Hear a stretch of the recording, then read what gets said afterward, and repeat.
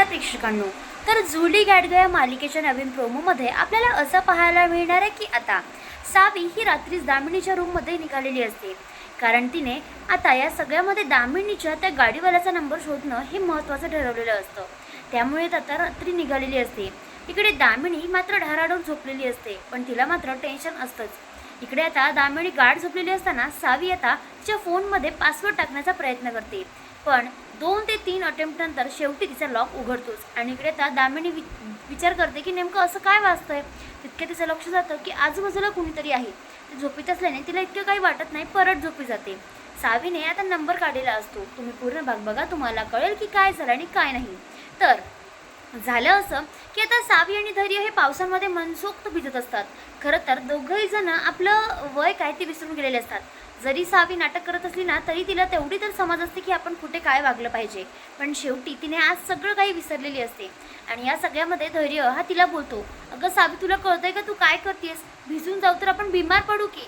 त्यावर लगेच ती बोलते, धैर्य, आपण काय रोज रोज भिजणार आहोत का? त्यावर ती लगेच बोलते, फ्रेंड, तू माझ्यासोबत भिज ना, छान मज्जा येईल. आणि असं जबरदस्ती करून तिने धैर्यला आपल्यासोबत घेतलेलं असतं.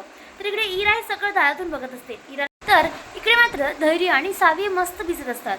इरा दारातून बोलते आणि विचार करत असते की हे सगळं काय चाललंय, मी असताना ही सावी इथे कशी काय? आणि तिथे ती बिचारी मात्र जळून जळून चांगली जळत असते.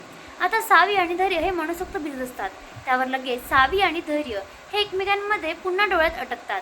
आता डोळ्यात अडकल्यानंतर हे सगळं इरा काही बघू शकत नाही. त्याच्यामुळे तिला असं वाटतं की आपण इथून निघून जावं. पण इकडे धैर्य जो असतो ना, तो मात्र सावीच्या जवळ जाणार. तितक्यात सावी बोलते, फ्रेंड, काय करतोयस तू? तिथे आता तो भानावर येतो आणि बोलतो, सॉरी काही नाही. आणि असं म्हणून तिथे ते पुन्हा भिजत असतात. तितक्यात तिचा पाय घसरणार, तो तिला धरतो, म्हणजे मिठीमध्ये धरतो, जेणेकरून ती नाही पडली पाहिजे वगैरे. आता असं केल्यानंतर तिथेच वाचते, पण पुन्हा तिच्यात तो हरवायला काही वेळ लागत नाही मात्र. तर या सगळ्यामध्ये सावीसुद्धा यावेळी अडकते. किती काही झालं ना तरी ती आता म्हणजे दुरुस्त झालेली असते. तिला मेमरी लॉस जे झालेला असतो ना, तो मात्र आता पूर्णपणे बरा झालेला असतो आणि तिची पूर्ण मेमरी वापस आलेली असते. त्यामुळे ती आता धैर्याच्या प्रेमात पडायला लागते. पण तिला माहिती असतं की आता काही झालं ना तरी आपण नाटक करतोय, त्याच्यामुळे ती आता त्या सगळ्या गोष्टींचाही विचार करते. इकडे आता धैर्य आणि सावी हे पळत पळत येत असतात. तितक्यात चिखलामध्ये धैर्य पडतो. त्यावर लगेच सावी बोलते, अरे फ्रेंड पडला. खरं तर तिनेही सुद्धा मुद्दामून त्याला ढकललेलं असतं, कारण तिला हे सगळं एन्जॉय सुद्धा करायचं असतं. तितक्यात ती लगेच परत धावते. तिने बोलते, चल ना फ्रेंड. आणि तितक्यात तो तिचा हात ओढतो आणि दोघेही चिखलामध्ये लोळत असतात. या सगळ्यामध्ये सावी लगेच बोलते, अरे बापरे, चला आता जायचंय. तितक्यात तिथे लगेच धैर्य बोलतो, आता थांब की, अजून जरा वेळ भिजूयात. आता असं म्हणून ते पुन्हा भिजत असतात. तितक्यातच तो आता बोलतो, आता खूप वेळ झालाय, चला बघू, आता घरात जायचंय. इरा तितक्या तिथे टॉवेल घेऊन उभीच असते. त्यावर लगेच तिथे सावी बोलते, पण फ्रेंड, मला माहिती आहे ना, तू माझ्यासोबत असताना मला काहीच वाटत नाही, भीती नाही वाटत, मग आपण खेळूयात की? तितक्यात तिला खूप जोरात शिंक येते. आता शिंक आलेली पाहून लगेच धैर्य आपल्या कमरेवर हात ठेवतो आणि बोलतो, आता काय? त्यावरती बोलते, चल पटकन चल, तुला किती वेळची म्हणते मी, आता जर आपल्याला सर्दी वगैरे झाली तर? आणि असं म्हणून ते दोघेही जण आतमध्ये धावत पळत जात असतात. तितक्या तिथे इरा अडवते आणि बोलते, धैर्य, किती ओल्ले झालात तुम्ही, तुम्हाला कळतंय तरी का? बिमार पडलीत म्हणजे या, मी तुमचं डोकं पुसून देते. त्यावर लगेच तिथे आता सावी बोलते, 1 मिनिट, तू काय करतेस इथे? आणि तसंही धैर्य माझे फ्रेंड आहे आणि तो माझा फ्रेंड असल्याने मीच त्याची काळजी घेईन आणि तो माझी काळजी, तू कशाला घेणार आहेस? त्यावर ती लगेच बोलते, बरोबर की नाही धैर्य? त्यावर धैर्य बोलतो, अगदी बरोबर आहे. आता असं म्हटल्यानंतर लगेच ती बोलते, जा तू तुझं काम कर आणि मला माझ्या फ्रेंडची काळजी घेऊ दे. आता असं म्हणताना धैर्य बोलतो, चल लवकर. आणि दोघे जण निघणार. तितक्यात तिथे आता इराही रागाने बघत असते. तिथून धैर्य तर निघून जातो, पण सावी आता तिच्याकडे बघत असते आणि बोलते, एक सांगू का? काहीतरी जळण्याचा आवाज येतोय. आणि ती हसत असते, गालातल्या गालात हसत असते. हे पाहून इरा बोलते, तुझी तर? तितक्यात तिला जाणवतं की आपल्याला खरंच काहीतरी जळण्याचा वास येते. आणि ती बघते तर काय, खाली तिचा पदर जळत असतो, म्हणजे रांगोळीवर जो दिवा असतो ना, त्याने तिचा पदर हा जळायला लागलेला असतो. तितक्यात तिथे सावी हसतच आणि बोलते, ज्याचं करावं भलं तो म्हणतो आपलं खरं. आणि असं म्हणून तिथून ती निघून जाते. त्यावर लगेच तिथे इरा ही जी जाळ असते तो विझवते आणि बोलते, काय झालं तर काय नाही, कळतच नाहीये. ही सावीच ना जरा जास्तच आगाऊपणा वाढत चाललाय. हा कुठे ना कुठे मला थांबावा लागेल, नाहीतर धैर्य माझ्यापासून दूरच होतील. आता असं म्हणून ती बिचारी चुपचाप या सगळ्यामध्ये विचारच करत असते. तर इकडे दामिनी ही धैर्य आणि सावीच्या रूममध्ये असते. खरं तर ती जेव्हा त्यांच्या रूममध्ये असते ना तेव्हा खूप कंटिन्यू फोन वाजत असतो आणि तो नेमका फोन कुणाचा असतो हे तिला पाहून घ्यायचं असतं. आता फोन जो असतो ना तो मात्र तिथे तिला वाटतं की नेमका सावीचा आहे आणि त्याच्यामुळे ती आता वारंवार शोधत असते. हा फोन कंटिन्यू वाजत असतो हे पाहून तिथे आता तितक्यात ती त्याच्याजवळ जात असते पण तिला काही फोन हाती लागत नाही. तितक्यात धैर्य आणि सावी रूममध्ये येतात. त्यावर लगेच धैर्य बोलतो, काय शोधतीस? फोन तिच्या हाती लागणार. तितक्यात लगेच धैर्य विचारतो. आता असं म्हटल्यानंतर लगेच इथे दामिनी बोलते, अरे काही नाही, तुमच्याचकडे काम होतं, तुझ्याकडे काम होतं, पण तू कुठे गेला होतास? आता असं म्हटल्यानंतर लगेच तिथे तो बोलतो की अगं आई, आम्ही थोडं पावसात भिजलो. ते काय आहे ना, सावीला आणि मला आम्हा दोघांना ओरलं पाहिजे होतं आणि म्हणून मग भिजलो, बाकी काही नाही.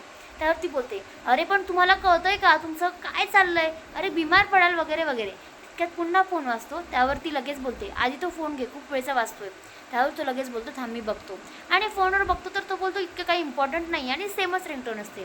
त्यावर ती बोलते, बरं ते सगळं ठीक आहे, पण तितक्यात ती बोलते तितक्यात तो बोलतो की हा तुला काय काम आहे ते सांग की. आता तितक्यात तो तिला बाजूला घेतो आणि बोलतो की सांग की. त्यावर लगेच दामिनी बोलते, मला एक सांग, तू आज पोलीस स्टेशनला गेला होतास म्हणे. त्यावर तू लगेच बोलतो, अगं पण आपलं याबद्दल तर बोलणंच झालं नाही, मग तू कशाला विचारतेस आणि तुला कसं माहिती पडलं मी स्टेशनला गेलो? आता असं म्हटल्यानंतर ती लगेच सावीकडे एक नजर बघते आणि बोलते की काय नाही, मला ती सावीने सहज सांगितलं.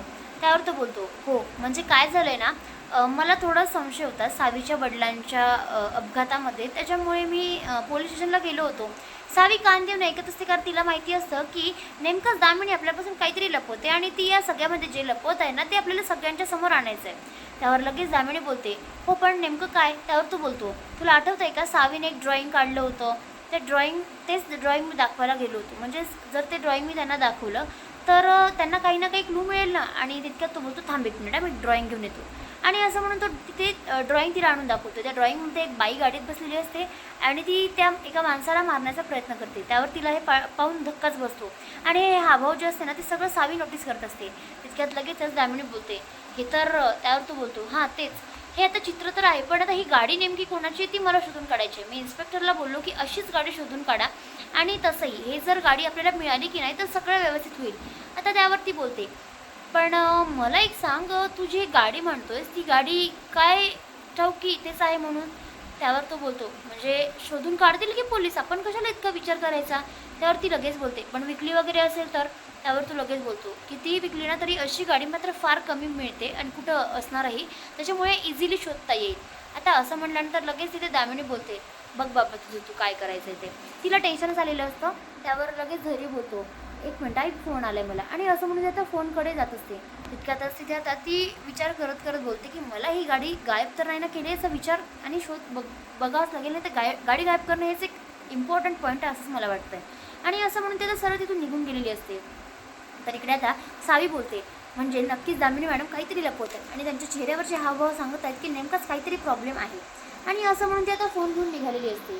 पण दामिनी आपल्या रूममध्ये जाते हे पाहून ती लगेच बोलते, मला तर वाटतं की मी या सगळ्यामध्ये त्यांचं बोलणं ऐकायला हवं. आणि म्हणून ती आता पटकन हेडफोन लावते आणि केस सोडून ते हेडफोनने झाकून घेते, म्हणजे हेडफोन झाकले गेले पाहिजे असं.